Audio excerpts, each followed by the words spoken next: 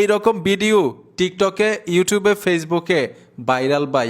এই টেমপ্লেট ভিডিওগুলো অনেকেই তৈরি করতে পারেন না।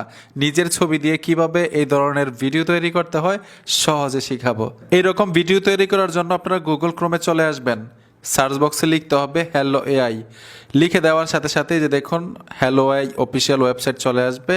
এখানে ট্যাপ দিবেন, গুগল অ্যাকাউন্ট দিয়ে উপর থেকে সাইন আপে ট্যাপ দিয়ে একটা অ্যাকাউন্ট করতে হবে। অ্যাকাউন্ট করার সাথে সাথে ঠিক এরকম একটা ইন্টারফেসে নিয়ে আসবে। আপনারা ইমেজে টাচ করে দিবেন, গ্যালারিটা শো করবে। গ্যালারি থেকে ছবিটা দিতে হবে, যেই ছবিটা দিয়ে আপনি এই ভিডিওটা তৈরি করবেন। তো আমি গ্যালারি থেকে ছবিটা দিয়ে দিব। যে কোনো ছবি দিতে পারবেন আপনার। ছবিটা দিয়ে এখানে ডেসক্রিপশনে লিখতে হবে। এটাই কিন্তু সবচাইতে গুরুত্বপূর্ণ।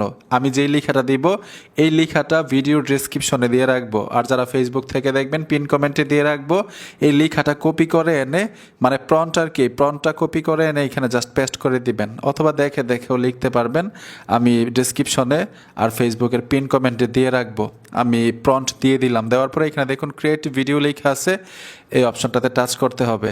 নিচে দেখুন ওয়ান জব লেখা আছে, এই ওয়ান জব অপশনটাতে ট্যাপ দিবেন। ভিডিওটা কিন্তু তৈরি হতে থাকবে, কিছুক্ষণ সময় লাগবে। 3 মিনিট সময় চাইছে। অবশ্যই ফোনে ইন্টারনেট কানেকশন থাকতে হবে। 3 মিনিটের মধ্যে দেখবেন ভিডিওটা তৈরি হয়ে যাবে। কিভাবে গ্যালারিতে নেবেন এটাও দেখাবো। ভিডিওটা তৈরি হওয়া পর্যন্ত অপেক্ষা করব। Already video complete. 3 minute processing চাইছিল।